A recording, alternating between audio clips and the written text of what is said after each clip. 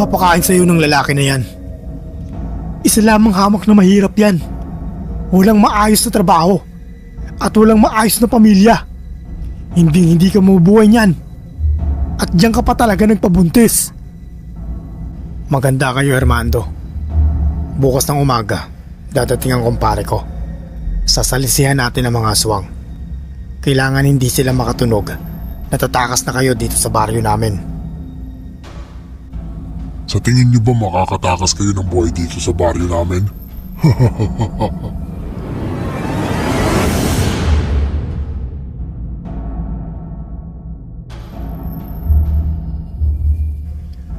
Hanggang saan ang kaya mong gawin para sa iyong minamahal?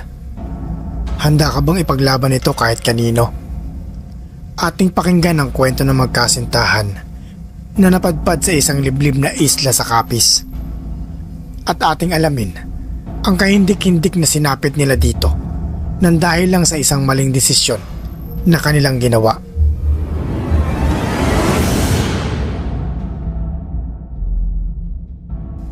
Ako nga pala si Armando at ikukwento ko sa inyo ang naging karanasan namin ng aking pamilya na hindi mawawala sa aming isipan ng aking asawa.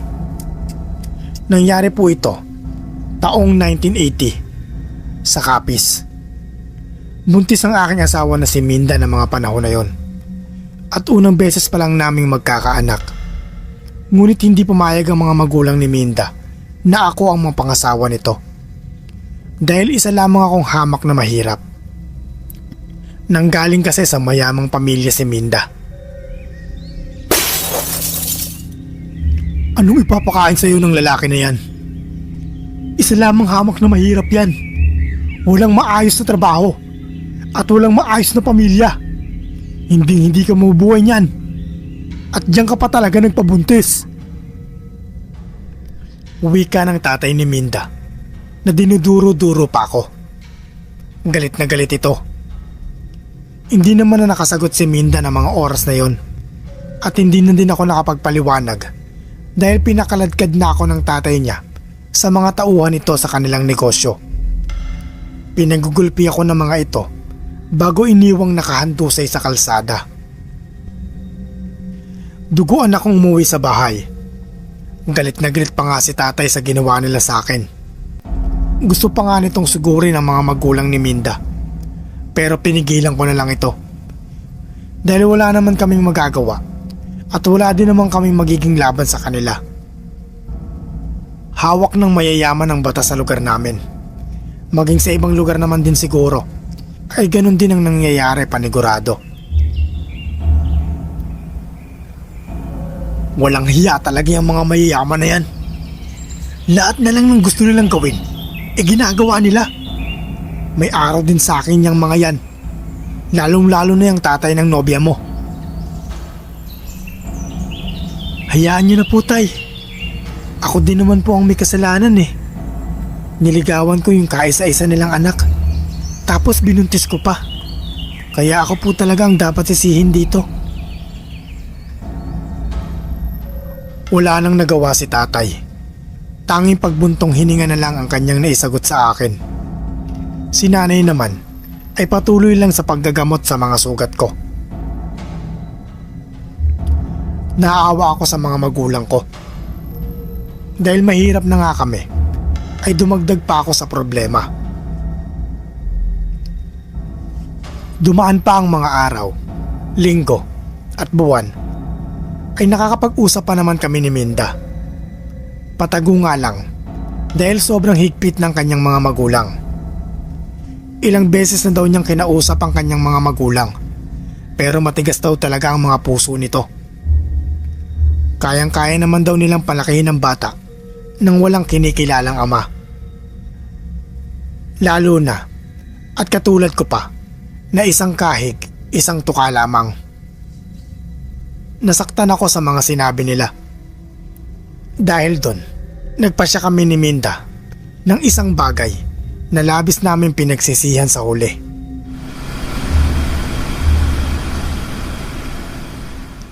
Dahil sa ayaw namin magkalayo ni Minda, kaya napagpasyahan namin magpakalayo-layo. Nagtanan kami ni Minda at dinala ko siya sa Capiz, kung saan maraming kumakalat na balita na marami daw kumakalat na aswang sa lugar na yon. Di naman kami nagpa-apekto sa issue na yon dahil alam naman namin na wala naman talagang aswang.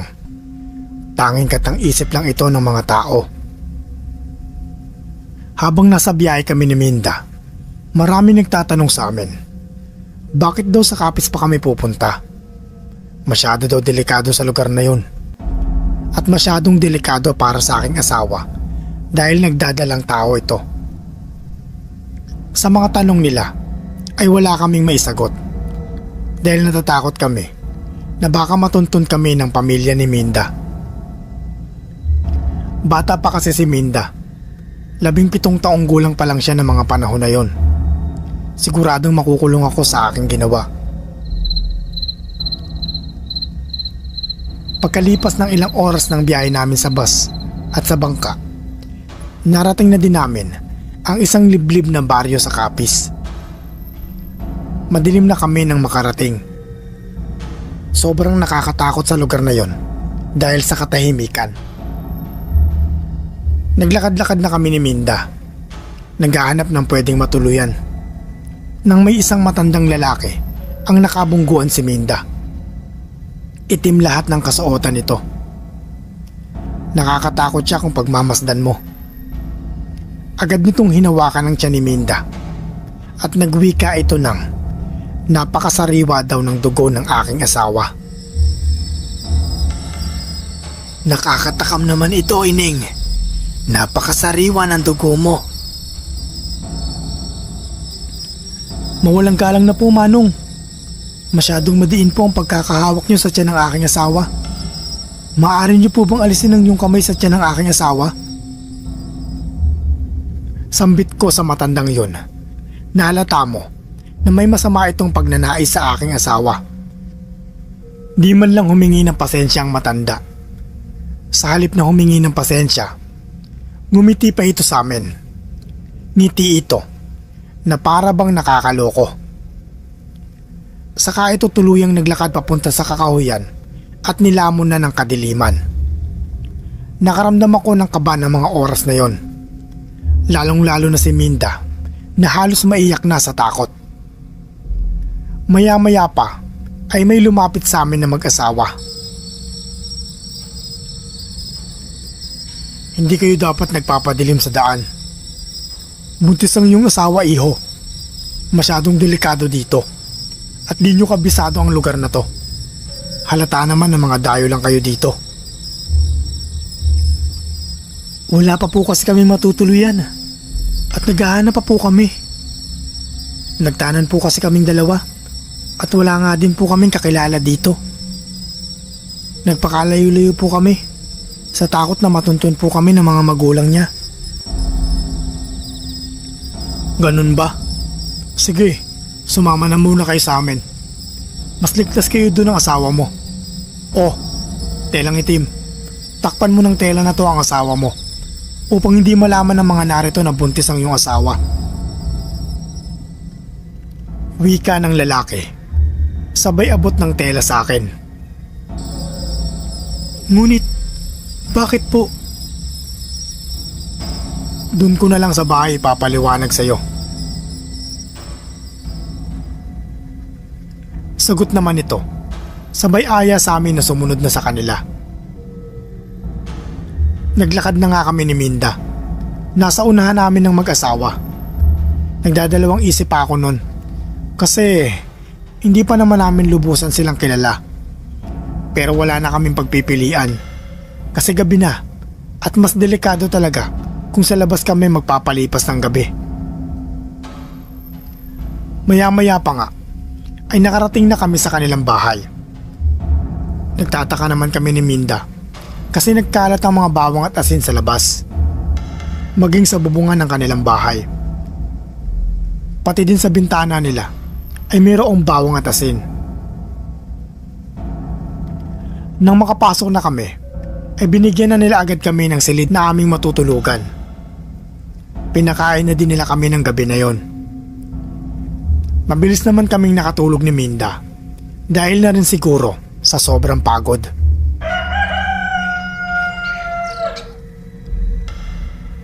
Kinabukasan, habang nag-aagaan kami, ay kinausap kami ng mag-asawang nagpatuloy sa amin. Oh, ano nang desisyon nyo ngayon? Siguro, mas makabubuti sa inyo na iuwi mo na lang yan si Minda sa kanyang mga magulang. Pero, makukulong po ang aking asawa. Paniguradong hindi papalampasin ni Ama ang ginawa ng aking asawa. Wika ni Minda dito.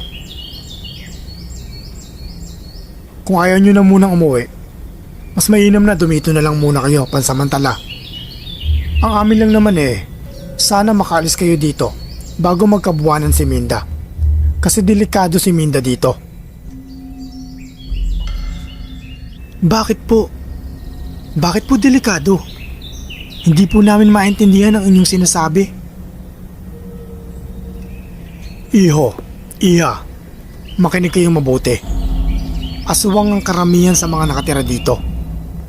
Oras na malaman nila na may dayo dito, paniguradong hindi na kayo makakalabas ng buhay. Lalo pat, nagdadalang tao si Minda. Pero, wala naman tayong magiging problema kung wala naman kayong ibang kakausapin dito sa lugar, maliban lang sa aming mag-asawa. Aswang? Totoo po ba sila?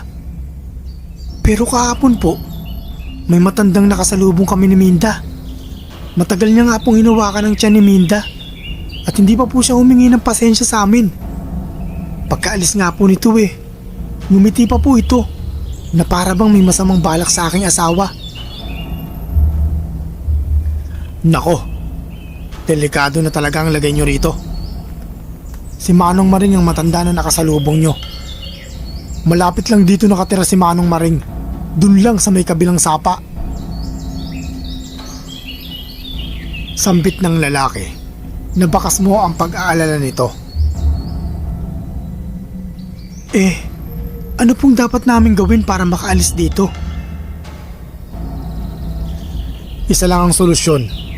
Kailangan mailabas na muna ni Minda ang kanyang dinadalang bata. Ho? Di ba mas delikado po kung magtatagal pa kami dito? Hindi. Hindi kayo delikado dito. Basta wag nyo lang kakalimutan na lagyan ng asin ang bintana ng kwarto nyo. Isa pa, may naiisip na akong plano na gagawin natin. Aswang po ba ang lahat ng narito? Hindi. Ang angkan lang ni Manong Maring ang mga aswang sa lugar namin. Mas madami kasi silang angkan dito kaysa sa mga ordinaryong tao. Isa pa, wag niyong kakalimutan na lagyan ng telang itim ang tiyan ni Minda upang hindi nila malaman kung nasaan si Minda. Ang itim na tela ay merong sagabulag na tinatawag natin at hindi makikita ng aswang ang taong may suot ng telang itim. Pagpapaliwanag ng lalaki sa amin. Lumipas pa ang buong araw na hindi kami lumalabas ng bahay. Ngunit, ng gabi na yon ay naramdaman namin ang pagpaparamdam ng sinasabing bantog na aswang sa baryo na yon. Habang nasa kalagitnaan kami ng pagtulog, mga bandang 12:00, nagising na lang ako sa ingay ng mga nagtatahulang aso. Tila ba takot na takot ang mga ito. Maya-maya pa ay nagising na din si Minda. Sumasakit daw kasi ang tiyan niya. Hindi daw niya matiis ang sakit nito. Para daw may kung anong nangyayari sa tiyan niya ng mga oras na yon. Kagad ko namang ginising ang mag-asawa para humingi ng tulong. Agad naman nila akong pinakuha ng asin at dinikdik na bawang para ilagay sa tiyan ni Minda. Pagkalagay daw ng asin at bawang sa tiyan ni Minda, ay bigla daw na nawala ang pananakit ng kanyang tiyan. Tumigil na din ang kahulan ng mga aso sa labas. Sabi sa amin ng mag-asawa, ay may nagtatangka daw namang aswang kay Minda. Tinanong naman namin kung si Manong Maring ba iyon. Ang tanging sagot na lang nila ay maaaring si Manong Maring nga yun. Maaari ding hindi. At baka mga kamag-anak niya ang inutusan para pumunta dun sa bahay. Takam na daw kasi sa sariwang dugo at karne ng tao sila Manong Maring. Katakataka talaga sa baryo na yun kasi wala kang makikita ng mga batang maliliit. Maging mga buntis ay wala kang makikita doon. Lumipas pa ang magdamag ay hindi na ako natulog upang bantayan ang aking asawa. At baka bumalik na naman kasi yung mga hayok sa laman ng mga nilalang na yun. Sa kabutingang palad naman ay di naman na sila nagparamdam. Mabilis na lumipas ang mga araw at linggo ng pananatili namin sa bahay ng mag-asawa. Isang araw, nagpaalam sa amin ng mag-asawa na sasaglit lang muna sila sa bayan upang bumili ng pangkonsumo namin. At bibili na din daw sila ng asin at bawang dahil naubusan na daw kami sa bahay. Binili na naman nila kami na wag daw kaming lalabas ng kwarto at pag may kumatok naman daw ay wag naming pagbubuksan. Kahit marinig daw namin ang kanilang boses ay wag pa din naming pagbubuksan ito. May kakayahan daw ang mga aswang na manggaya ng boses ng ibang tao para makapanlin lang. May susi daw sila at sila na lang ang kusang papasok mamaya pag nakauwi na sila. Medyo pahapunan nang umalis ang mag-asawa at madilim na ang kalangitan. Tila ba nagbabadya ang ulan. Makalipas pa ang ilang oras ay hindi pa din nakakabalik ang mag-asawa. Sobrang lakas din ang ulan ng mga panahon na yun. Siguro nagpapatila pa sila ng ulan. Lumipas pa ang ilang mga oras ay hindi pa din tumitigil ang pagbuhos ng ulan at wala pa din ang mag-asawa. Madilim na ang paligid. Kaya napagpasyahan ko na magluto ng mga kain namin ni Minda. Habang nagluluto ako, ay napansin ko nga na wala na ngang asin at bawang. At dahil wala na ngang asin at bawang, ay hindi na kami nakapaglagay ng mga ito sa bintana namin, maging sa pinto. Habang kumakain kami ni Minda, ay patila na din ang ulan. Nang makatapos na kami sa pagkain at makapaghugas na ako ng pinagkainan, ay nagtungo na kami sa kwarto upang magpahinga na. Habang nakahiga kami, napansin ko si Minda na tila ba hindi ito mapakali. Nagwika ito na sumasakit na naman daw ang kanyang tiyan at pakiramdam daw niya na tila ba may tao sa bintana na nagmamasid at nagbabalak na pumasok sa kwarto namin. Maya-maya pa ay nagtahulan na naman ang mga aso.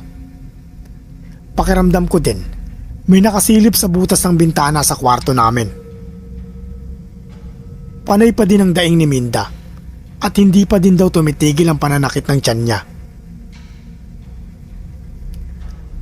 Makalipas ang ilang minuto ay bigla na lang naming narinig ang boses ng mag-asawa. Manong Maring, anong ginagawa niyo dyan sa may bintana ng kwarto namin? Sambit ni Manong sa tao na sinasabi niyang nasa may bintana.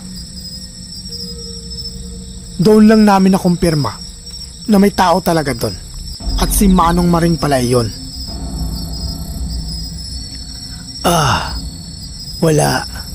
Wala naman. Napansin ko lang kasi na parang may bisita kayo. Pasensya na. Sagot naman ng Manong na may pagnisi pa na tila ba nakakaloko. Wala ho kaming bisita at kami lang pong mag-asawa ang nandito sa bahay. Sagot naman ni Manong sabay sa pagpasok nila sa bahay. Bago daw tuluyang pumasok si Manong, ay sinilipan niya si Manong Maring kung talagang umalis na ito sa kanilang bakuran. Pagkasara nila ng pinto, ay agad na nagtungo si Manang sa kwarto namin at sinabi nito na lagyan na daw namin ng bawang at asin ang bintana. Kaagad naman akong tumalima sa utos ng matanda.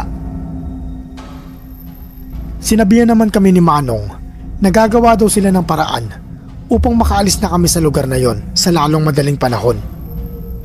Delikado na daw talaga kami doon. At isa pa, mukhang natandaan na daw si Minda ni Manong Maring. Ibig sabihin, natandaan na ni Manong Maring ang samyu ni Minda. Kaya kahit saan kami magtungo sa baryo na yon ay mahahanap kami nito. Lumipas pa ang mga buwan. Nanatili pa din kami sa bahay ng mag-asawang tumulong sa amin. Sila nga pala si Manong Adolfo at Manang Lenita. At sa buwan na din na ito ay kabuwanan na ni Minda. At hindi pa din kami makaalis-alis sa baryo na yon sa Capiz. Bukod kasi sa walang masakyan, ay may mga nagbabantay din sa amin sa lugar na yon. Sa pakiwari namin, mga kamag-anak yon ni Manong Maring. Madalas din naming makita na palakad-lakad si Manong Maring sa labas ng bahay ng tinutuluyan namin. Panay ang sulyap nito sa bahay, tapos nakangiti pa. Kaya hindi kami makalabas ng bahay ng mga panahon na yon. Gabi-gabi din kaming binubulabog ng mga nilalang na yon. Ngunit hindi naman sila makapasok sa bahay dahil may mga pangontra kaming nilagay doon. At meron na rin kaming buntot pagi at tansong sundang na binili pa ni Manong Adolfo sa kumpare niyang albularyo sa kabilang isla. Isang gabi, habang nag-aapunan kami, ay nagwika si Manong sa amin. Sabi nito na sa makalawa daw ay magtutungo ang kaibigan niyang bangkero sa bahay nila kasi may ipapakisuyo siya doon na ihatid sa kabilang isla.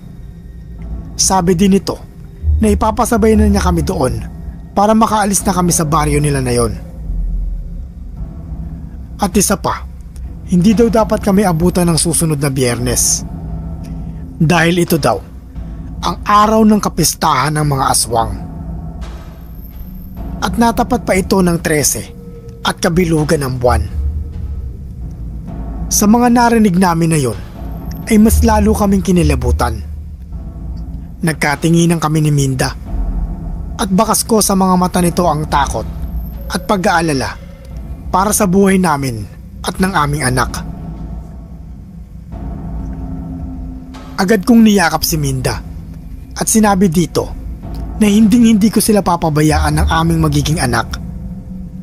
Sabi ko din dito na oras na makaalis kami sa baryo na yon ay haharapin ko ang kanyang mga magulang at ipapangako ko sa kanila na kaya ko silang buhayin ng aking anak. Napaluha naman si Minda at niyakap ako nito. Nasa ganun kaming posisyon nang may maamoy kaming di ka nais-nais. Sobrang sangsang ng amoy na yon.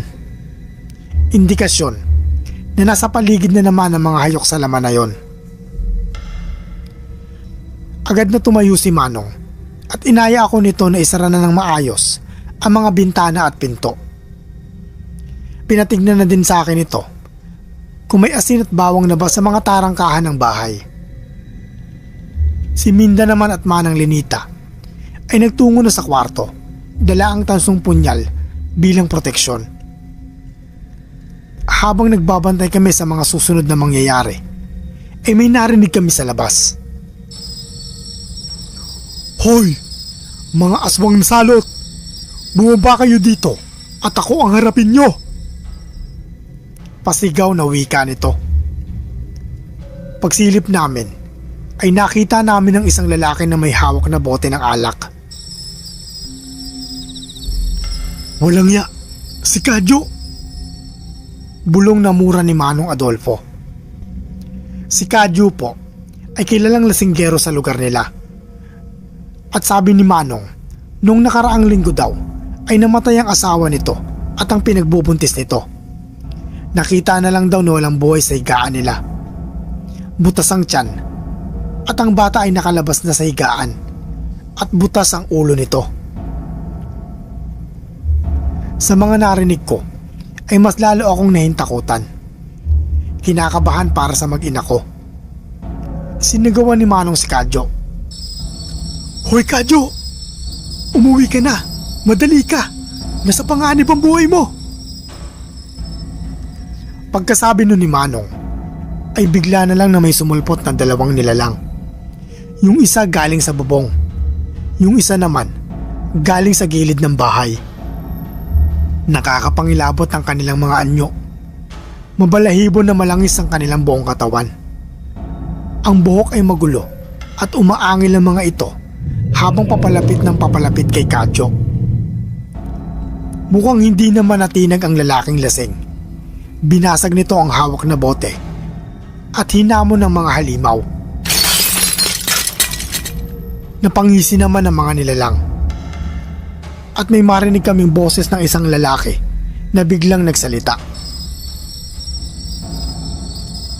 "Mukhang gusto mo nang sumunod sa mag-ina mo, Kadyo. Namimiss mo na ba sila?"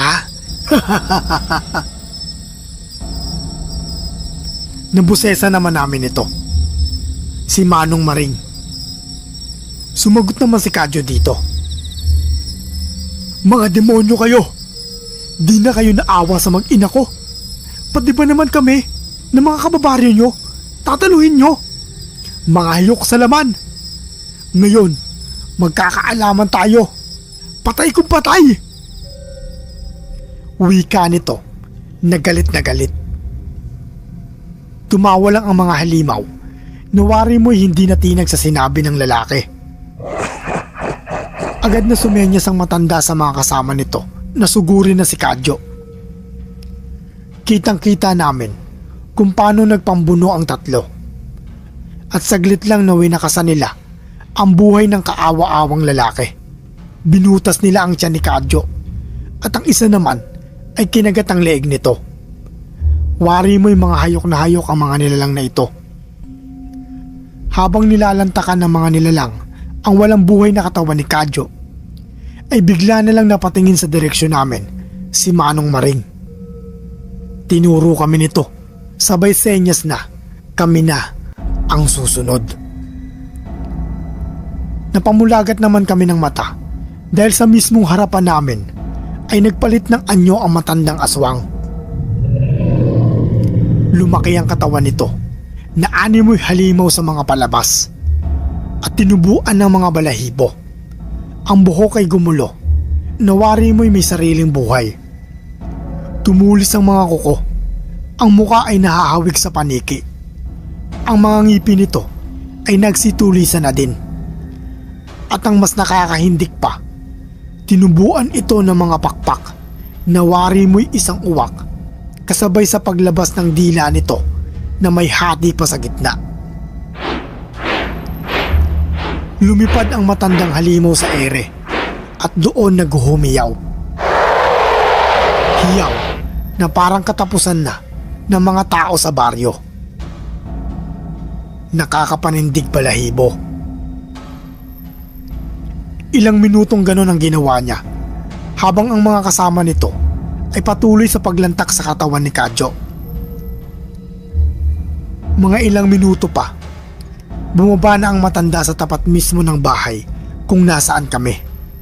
Sabay ang wika nito sa amin. Ihanda niyo na ang sarili niyo. Lalong-lalo na ang sanggol na espesyal na handa sa nalalapit naming kapistahan.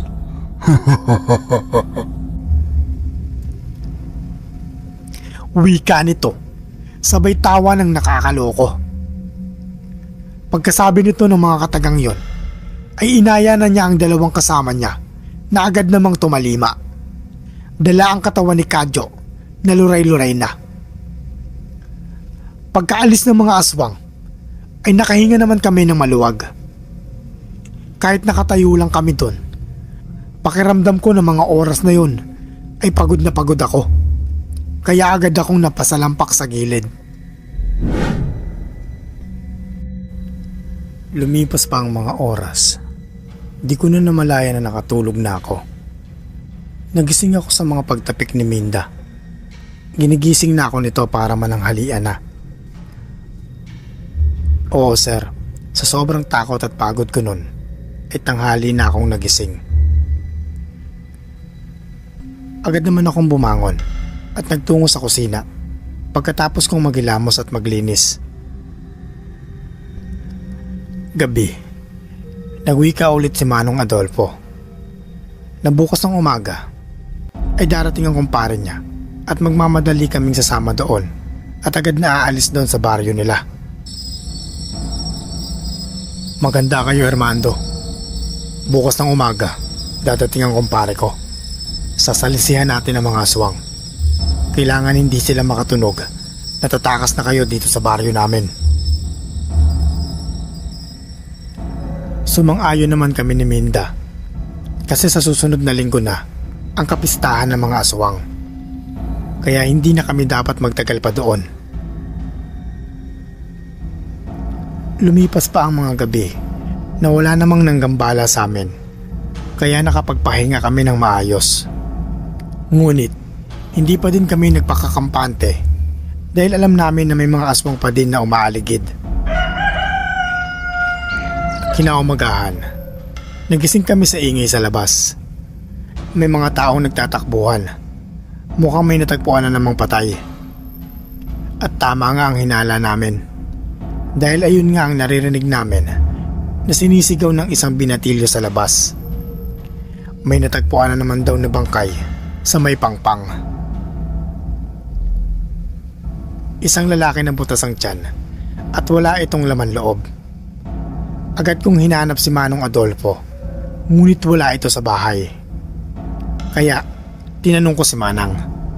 Wika nito na nagtungo daw ito doon sa pangpang upang makibalita kung sino ang nakitang patay doon. Kaya napatango na lang ako. Ilang minuto pa ang makalipas ay dumating na si Manong at bakas mo sa mukha nito ang lungkot. May tatanong pa sana ako sa kanya, ngunit nagwika na ito. Wala na ang kumpare ko. Siya yung lalaki na tagpo ang patay sa may pangpang. Wika nito sa malungkot na boses. Kami naman ay nakadama ng takot at kalungkutan na din ng mga oras na yon. Takot sa kadahilanan na wala na kaming paraan para makaalis pa sa nakakatakot na baryo na yon. Lungkot naman dahil sa pagkamatay ng kaibigan ni Manong. Pagpasok ni Manong sa loob at makaupo ay nagwika ulit ito. Malapit na ang kapistahan ng mga aswang. Kailangan na natin gumawa ng paraan para makaalis kayo dito. Hindi nakakayanin ang konsensya ko kung may mamamatay pa ulit sa bahay na to. Wika nito. Kami naman ay nagkatinginan ni Minda. Kasi parang may nakaraan pa na hindi pa nakikwento sa amin ng mag-asawa. Hanggang sa nagkwento na nga ito. Noong bagong salta daw sila doon, kasama nila doon ang kanyang anak na babae. Kasama din ito ang asawa nito. At ng anak daw nila Manong ay nagdadalang tao din ng mga panahon na yon. Isang araw ay nagtungo sila Manong sa bayan upang mamili ng kanilang pangkonsumo.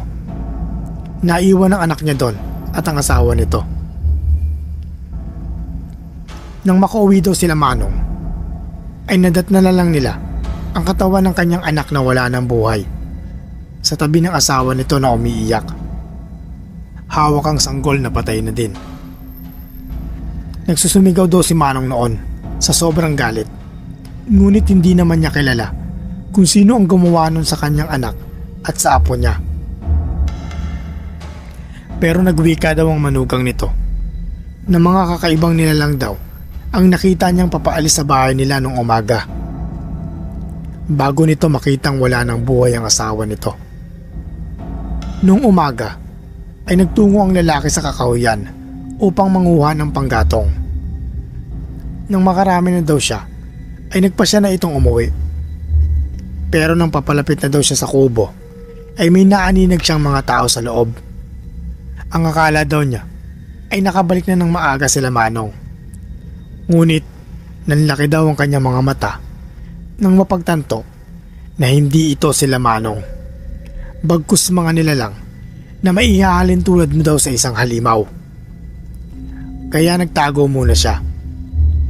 Nananalangin din na sana ay ligtas ang kanyang mag-ina. Nang makaalis na daw ang mga halimaw, ay doon na siya daling-daling nagtungo sa kubo. At doon, tumambad sa kanya ang kalunos-lunos na sinapit ng kanyang mag-ina. Wakwak ang tiyan ng babae at ang sanggol naman ito ay natuyo na parang dahon dahil sa pagkawala ng dugo nito. Yun na daw ang eksena na nadatna nila Manong. "Mga aswang yun, tay. Nakakasigurado ko." Wika daw ng manugang nito habang mahigpit na yakap ang kanyang mag-ina. Nang marinig daw ni Manong yun, ay naalala niya yung usap-usapan ng mga tindera sa palengke patungkol sa mga bantog na aswang sa lugar nila. Yun nga, sila Manong Maring. Agad daw niyang sinabi yon sa kanyang manugang. Nang marinig daw ito ng lalaki, ay agad itong tumayo, kumuha ng itak at patakbong nagtungo sa kinaroroonan ng bahay ng bantog na pamilya ng mga aswang. Pinigilan pa daw ni Manong ang manugang niya, ngunit hindi ito nagpapigil. Simula din daw nun, hindi na nila nakita pang muli ang kanyang manugang. Sa pakiwari daw nila, ay namatay na din ito. Wala din naman daw lakas ng loob sila Manong ng mga panahon na yon na labanan ng mga nasabing aswang. Pero ngayon daw ay iba na. Matanda na din sila, kaya bago daw mahuli ang lahat, kailangan niyang maipagiganti ang kanyang anak, apo at manugang. At hindi daw siya papayag na mangyari sa amin ang sinapit nila. Tumayo ang matanda at may ibinigay sa akin. Isang gintong kwintas na may palawit na puso, at nakalagay din dito ang gintong singsing na ginamit nilang mag-asawa noong kasal nila. Nagulat ako kasi alam kong mamahalin yun at mahalaga sa kanila. Nagwika naman si Manong na regalo daw niya sa amin yon. Gamitin daw namin yung singsing sa kasal namin at bahala na din kami kung anong gagawin namin sa kwintas. May ibinigay pa itong papel sa akin. Pagbuklat ko, isa itong mapa o sketch ng lugar nila papuntang Pangpang. Nakaguhit din dun sa lugar kung saan kami dadaan na hindi kami makikita ng mga aswang. Masyado po kasing agresibo ang mga aswang sa baryo na yon. Kahit umaga ay lantaran sila kung mambiktima. Madami-dami na nga din daw, sir, ang umalis sa baryo nila na yon. Ang iba naman ay nawawala na lang ng bigla. Ang iba naman ay nawawala na lang ng bigla. Ganito ang plano namin. Aantayin namin na makapanganak si Minda. Lalansihin namin ang mga aswang. Yung amoy ng inunan ang gagamitin namin pain para sa mga aswang. Sabi kasi ni Manong na sobrang lakas daw ng pang-amoy ng mga aswang. Kaya kahit saan kami magtungo ay maaamoy kami ng mga ito. Pagkapanganak ni Minda ay iiwan namin sa bahay yung mga ginamit niya. Magbibihis kami ng bago.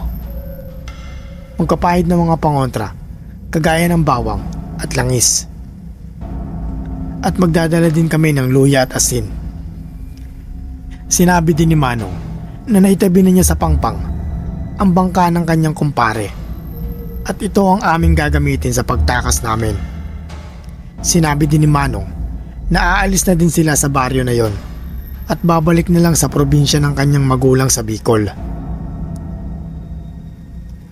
Natuwa naman kami ni Minda dahil nga nangangamba talaga kami para sa dalawang matanda kung magpapaiwan sila. kasi panigurado na sila ang pag-iinitan ng mga aswang. Mabilis na lumipas ang mga araw at preparasyon namin sa pag-alis. Miyerkules ng gabi, habang naglilinis ako ng pinagkainan namin, ay narinig ko ang pagsigaw ni Minda. "Mando! Manganganak na yata ako!" Wika nito. Kaya napabalikwas ako noon at agad na nagpunta sa kwarto namin ni Minda. Kasunod ko naman ang mag-asawa. Agad na inasikaso ito ni Manang Minda at pinakuha ako ng mga kakailanganin sa pagpapaanak. Kaya agad akong tumalima sa utos nito. Habang nagpipigil sa pag-ere si Minda, ay narinig namin sa labas ang buhos ng malakas na ulan. Mukhang sumang-ayon sa amin ang kalangitan ng mga panahon na yon. Dahil doon, malayang malaya si Minda na magsisigaw nang hindi nangangamba kung madidinig ba siya ng mga aswang. Nakapanganak si Minda ng maayos at isa itong babae.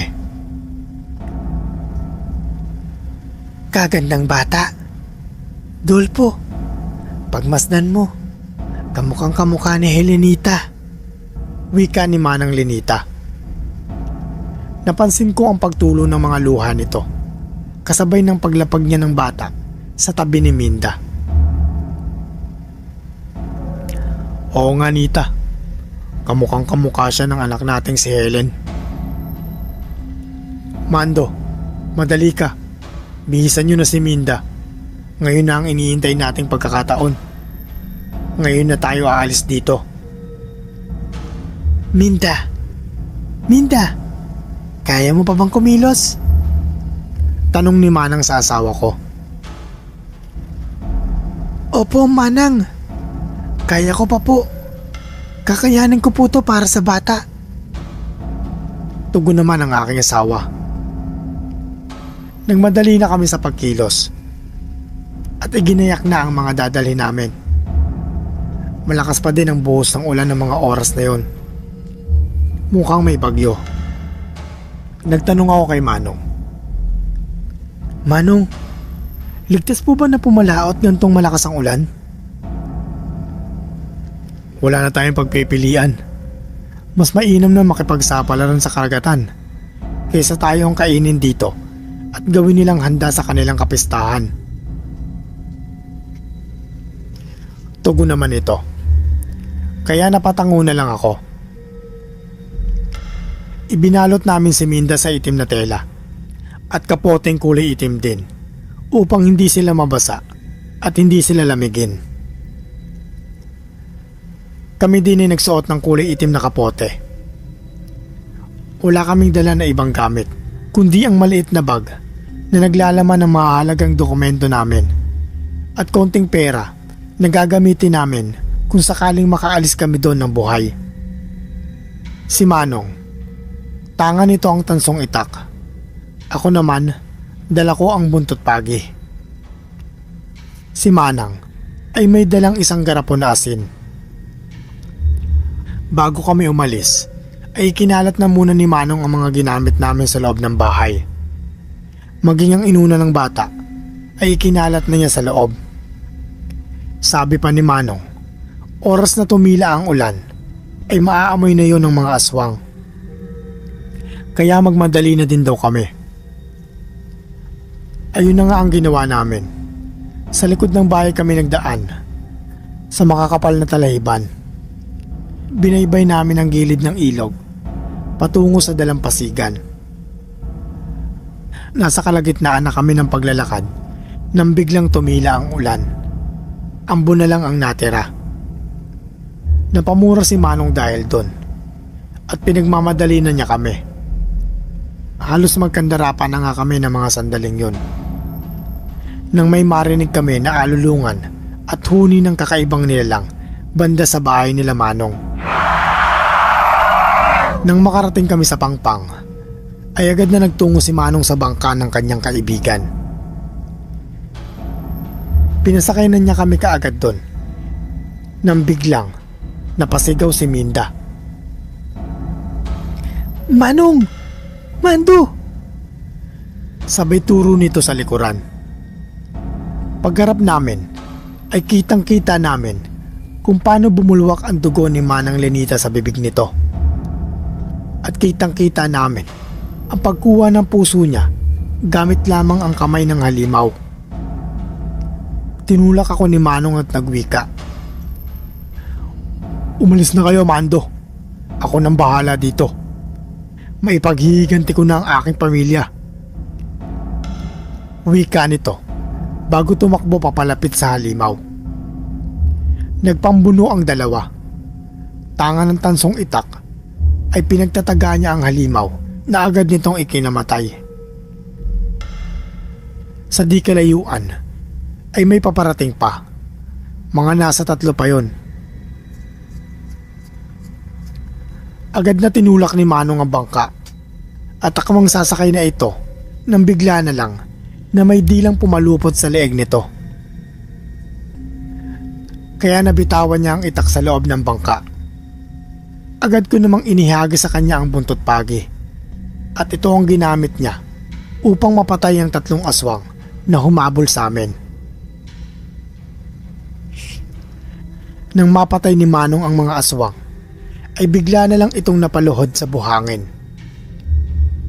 May mga malalalim pala na sugat si Manong.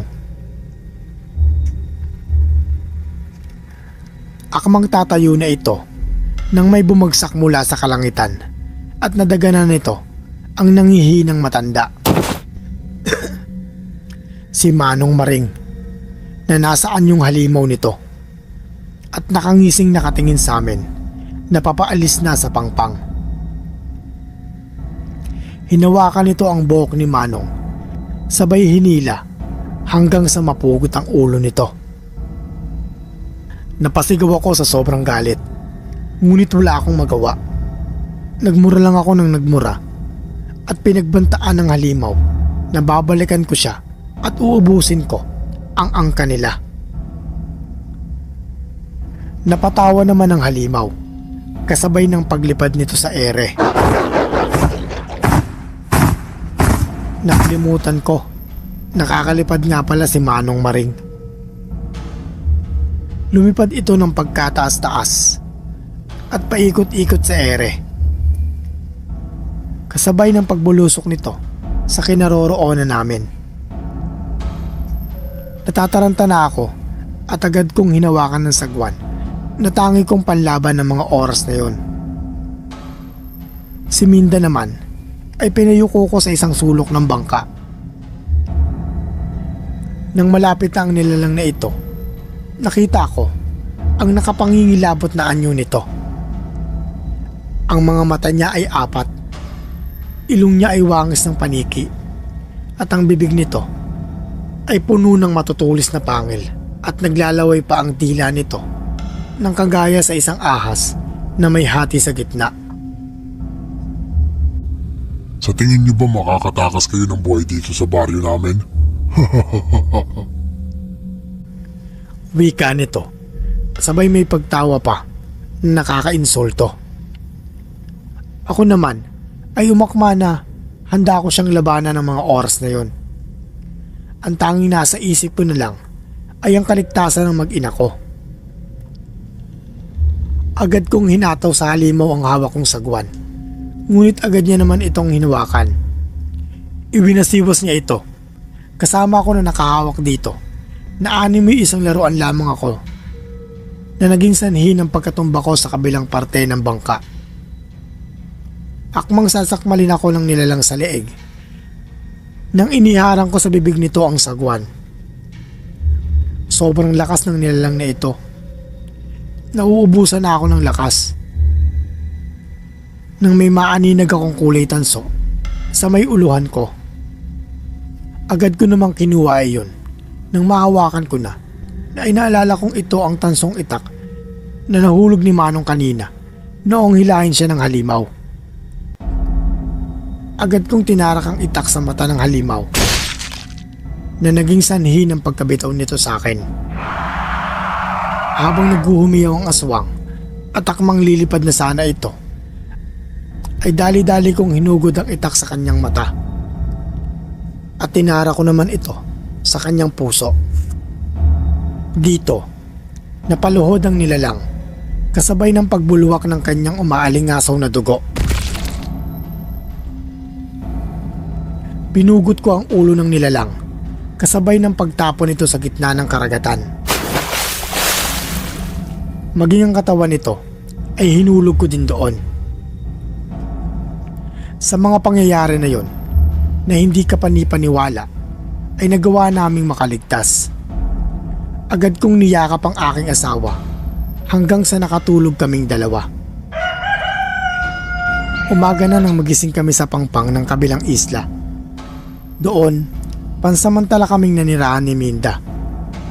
Makalipas ang ilang buwan, nang makapag-ipon na kami, ay nagpasya na kaming umuwi sa lugar namin. Doon, hinarap ko ang galit ng kanyang mga magulang. Pero hindi nagtagal, ay natanggap naman na nila ang pagmamahala namin. Nag-aral din ulit kami ni Minda at nakapagtapos. Nang yumao ang magulang ni Minda, ay kami na ang namahala ng kanilang negosyo. Sa ngayon, sir, malaki na si Helen, ang anak namin. Tama, sir. Helen ang ipinangalan namin sa panganay naming anak. Katulad ng ngalan ng anak ng mag-asawa na tumulong at nagligtas sa buhay namin. Nadagdagan pa sila ng 3. May asawa na din silang lahat at meron na din kaming mga apo. Hindi ko talaga makakalimutan ang karanasan namin na yon. Nang dahil sa pagmamahala namin ni Minda, ay napunta kami sa nakakatakot na lugar na yon. At hindi ko makakalimutan sila Manong Adolfo at Manang Lenita na nagligtas ng buhay namin mula sa aswang na si Manong Maring.